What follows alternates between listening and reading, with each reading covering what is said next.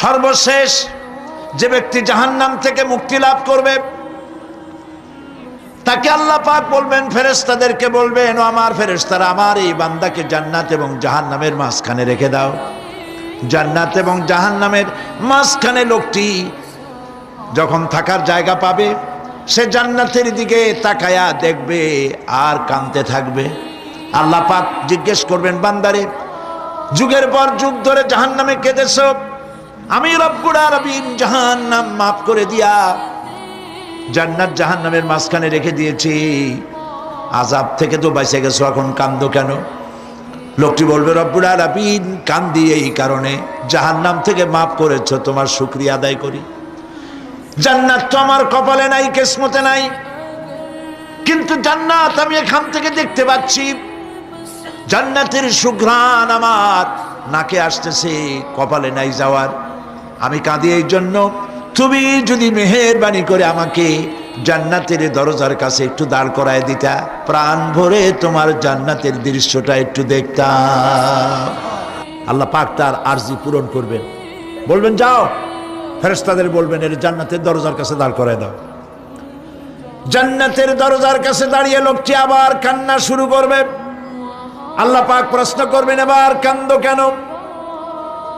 লোকটি বলবে, রব্বুল আলামিন কান্দি এই কারণে, জান্নাতের এই দরজায় দাঁড়ায়া জান্নাতের অফুরন্ত নেয়ামত কিছুই ভালো করে দেখা যায় না, শুধু অল্প জায়গা দেখি।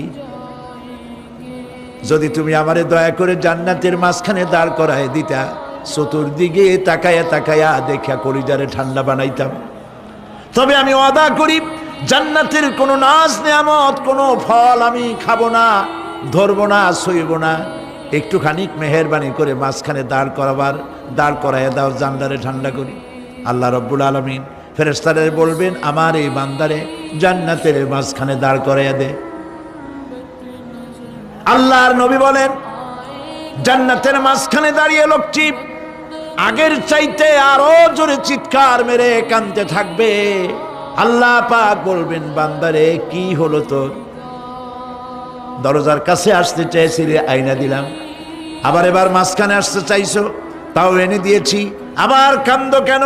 লোকটি বলবে, রব্বুল আলামিন এবার কান্দি এই জন্যে, তুমি যখন দয়া করে একটিবার জান্নাতের মাঝখানে এনে আমাকে দাঁড় করায় দিয়েছ, তুমি রহমান রহিম গফুরুর রহিম, এই জান্নাত থেকে আবার আর বাইর করে দিও না। আল্লাহ রাব্বুল আলামিন বলবেন, ও আমার বান্দারে, আমার এই জান্নাত তোর